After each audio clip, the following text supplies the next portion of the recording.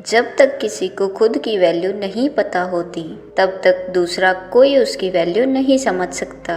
दो प्रकार के इंसान दुनिया में पाए जाते हैं। एक तो वह जिन्हें अपने काम पर पूरा भरोसा होता है, जो खुद पर विश्वास करते हैं और यह समझते हैं कि जो हुनर उनके अंदर है वह कोई सामान्य हुनर नहीं है। और दूसरे वह लोग जो अपने आप को बहुत ही मामूली समझते हैं, जो अपने काम को, अपने प्रोफेशन को बहुत ही सामान्य समझते हैं।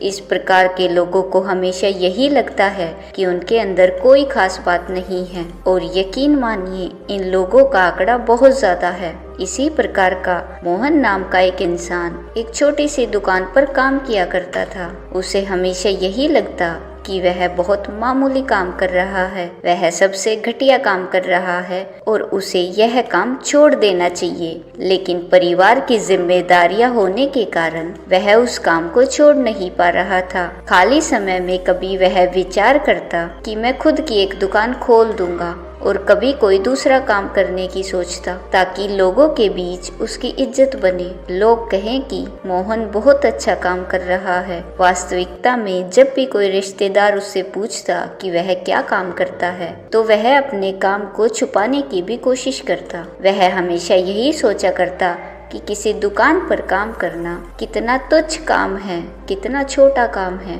इससे अच्छा तो आदमी खाली बैठ जाए। कोई अगर पूछे भी तो कह तो दे कि किसी काम की तलाश कर रहा हूँ, अभी तो कोई कार्य मिला नहीं है। लेकिन ऐसे तुच्छ काम के बारे में दूसरों को बताना क्या सही रहेगा? वह मेरे बारे में क्या सोचेंगे कि यह कितना छोटा काम कर रहा है? क्या उनके बीच मेरी इज्जत, मेरी वैल्यू कभी रह पाएगी? ऐसे विचार मन में बार बार आने की वजह से वह अक्सर तनाव में भी रहने लगा था। दुकान पर काम करने के उसे बहुत ही कम पैसे मिलते थे, जिससे वह अपने बीवी बच्चों की जरूरतें भी पूरी नहीं कर पाता था। इसीलिए रातों में उसे नींद भी नहीं आती थी। वह अपने आप को फालतू समझता था और दुनिया में खुद को बोझ समझता था। वह कभी कभी आत्महत्या करने के भी विचार करता। एक दिन मोहन दुकान पर अकेला काम कर रहा था। उसका मालिक कहीं बाहर गया हुआ था। तभी अचानक उसकी दुकान पर एक बौद्ध भिक्षु भिक्षा लेने के लिए आते हैं। उस भिक्षु के चेहरे पर एक दिव्य तेज था, उसकी आंखों में एक शांति थी। मोहन ने इस बौद्ध भिक्षु को भिक्षा देते हुए एक सवाल पूछा। मोहन ने पूछा, हे महात्मा, आपकी आंखों में गजब की शांति है, आपके चेहरे पर गजब का तेज है। आपने जिस प्रेम से मुझसे भिक्षा मांगी है तो उससे स्पष्ट होता है कि आपकी वाणी भी बहुत प्रिय है, लेकिन हर कोई आपकी तरह दयालु और प्रेम पूर्ण नहीं होता। मोहन ने खुद को संबोधित करते हुए पूछा, हे महात्मा, मैं हमेशा दूसरों की मदद करता हूँ, हमेशा दूसरों के काम आता हूँ। उसके बावजूद लोग मेरी इज्जत नहीं करते। इज्जत करना तो दूर की बात रही, मेरी कोई कदर भी नहीं करता। मुझे कोई पूछता तक नहीं है और मुझे यह लगता है कि मैं एक दुकान पर एक बहुत ही तुच्छ काम कर रहा हूँ, जिसकी वजह से लोग मेरी कभी भी इज्जत नहीं करेंगे। हालांकि मैं कभी किसी का बुरा नहीं चाहता, मैं हमेशा दूसरों की मदद करना चाहता हूँ। इसके बदले कम से कम दूसरे लोगों को मुझसे ठीक से पेश तो आना चाहिए। मैं दूसरों के बीच और अपने परिवार के बीच में भी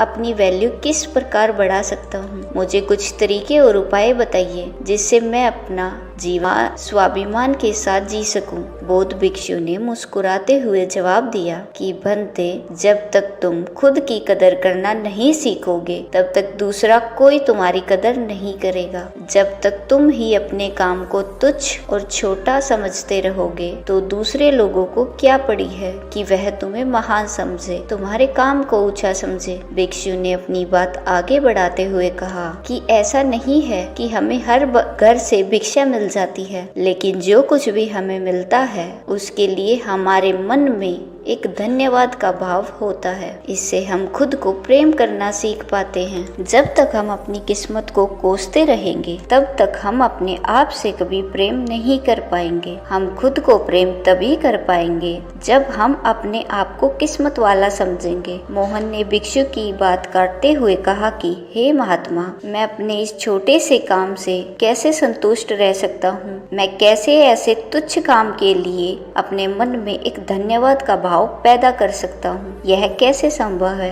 अगर मैं अपने काम को पसंद ही नहीं कर रहा तो क्या उपाय है? इस पर भिक्षु ने सड़क पर एक भिखारी की तरफ इशारा करते हुए कहा कि जरा उस भिखारी को गौर से देखो, उसका भी परिवार है, उसके भी बच्चे हैं, वह भी किसी का पिता है। लेकिन अगर तुम महसूस करो तो तुम्हारी नजर में वह तुमसे भी ज्यादा तुच्छ काम कर रहा है, तो तुम तो उससे बेहतर हालात में हो। तुम्हें तो खुश होना चाहिए। हर किसी की किस्मत तुम्हारे जैसी नहीं होती। हर किसी को किसी दुकान पर कार्य करने का मौका नहीं मिलता। अगर तुम ऐसे सोचोगे तो तुम्हारे मन में एक धन्यवाद का भाव अपने आप पैदा हो जाएगा। तुम्हारा शरीर स्वस्थ है, तुम्हें कोई चिंता नहीं है, लेकिन फिर भी तुम अपने आप को बहुत तुच्छ समझते रहते हो। इसमें तुम्हारे सिर्फ सोचने के नजरिए की कमी है। अगर तुम अपने सोचने के तरीके को बदल दो तो सब कुछ अच्छा है, वरना तो सब कुछ बुरा है। एक बार तुम खुद से प्यार करना सीख जाओ, प्रेम करना सीख जाओ, उसके बाद तुम्हारा खुद पर विश्वास बढ़ जाएगा। और खुद पर विश्वास बढ़ने के बाद सबसे पहला बदलाव जो हमारे अंतर मन के अंदर आता है वह होता है कि हमारी संकल्प शक्ति बहुत ज्यादा मजबूत हो जाती है। खुद से प्रेम यानी कि खुद पर विश्वास बढ़ना, और विश्वास बढ़ना यानी कि हमारी संकल्प शक्ति मजबूत होना। मजबूत संकल्प शक्ति एक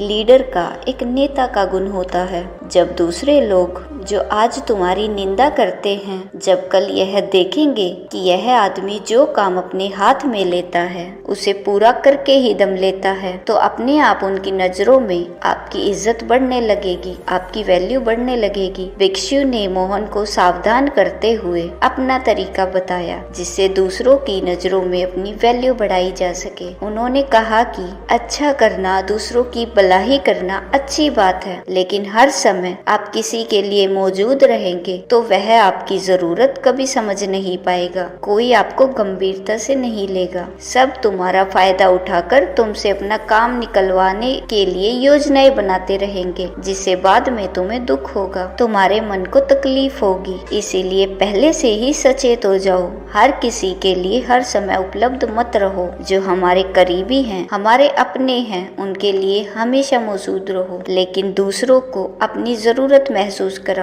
जब भी वह कोई कार्य करे उन्हें आपकी कमी महसूस होनी चाहिए, और जब ऐसा होने लगे तब समझ लेना दूसरों के सामने तुम्हारी इज्जत, तुम्हारी वैल्यू बढ़ने लगी है। अगली सीख भिक्षु ने बताते हुए कहा कि कभी भी अपना काम पूरा होने से पहले उस काम के बारे में किसी को मत बताना, वरना तुम मजाक का पात्र बनोगे। कुछ लोग काम पूरा होने से पहले ही डींगे आंकने लगते हैं। कुछ लोगों की तो आदत ही होती है लंबी लंबी बातें बनाने की। पहले वह बहुत लंबी लंबी बातें बना देते हैं, और जब काम पूरा नहीं होता तो दूसरों के सामने शर्मिंदा होना पड़ता है। लेकिन अगर आप ऐसा करेंगे तो दूसरे लोग आपको गंभीरता से क्यों लेंगे? चुप रहकर बिना किसी को बताए निरंतर खामोशी में अपने लक्ष्य पर काम करते रहो, और एक दिन वह भी आएगा जब आप अपने लक्ष्य को पा लेंगे। उसके बाद लोगों को अपने आप ही पता चल जाएगा। अपनी बात को जारी रखते हुए भिक्षु ने बताया कि अपनी झिझक को दूर करो,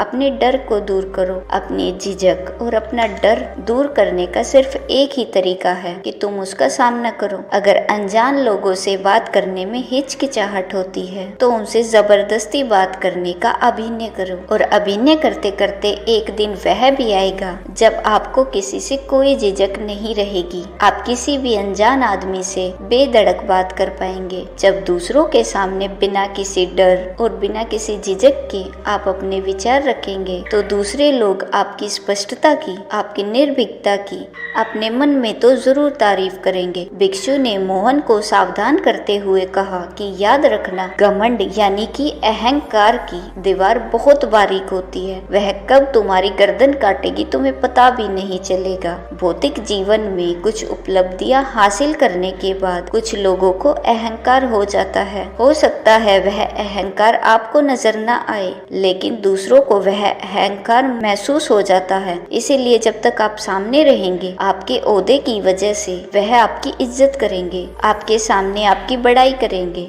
लेकिन आपके पीछे से आपको अहंकारी और घमंडी बताने लगेंगे। इसीलिए खुद का निरीक्षण करते रहे। कहीं कोई उपलब्धि हासिल करने के बाद हम अहंकार से तो नहीं भर गए, कहीं हम अपने से छोटे ओहदे वालों के साथ गलत तरीके से तो पेश नहीं आ रहे। इस बात का निरीक्षण आध्यात्मिक उन्नति के लिए बहुत जरूरी होता है, क्योंकि आध्यात्मिक उन्नति में आदमी का अहंकार या घमंड ही सबसे बड़ा रोड़ा होता है। अपनी बात समाप्त करते हुए भिक्षु ने आखिर में कहा कि हम सब लोग समाज में रहते हैं, हम सब लोग सामाजिक हैं। इसीलिए समाज के लोगों के साथ वक्त बिताना, उनकी मदद करना, उनके सामने अच्छे से पेश आना, यह सब बातें समाज के सामने तुम्हें एक बहुत ही इज्जतदार इंसान के तौर पर पेश करती हैं। इसीलिए अपने समाज से, अपने समाज के लोगों से हमेशा जुड़े रहो। कुछ ना कुछ वक्त उन्हें जरूर दो। अपनी भिक्षा का पात्र संभालते हुए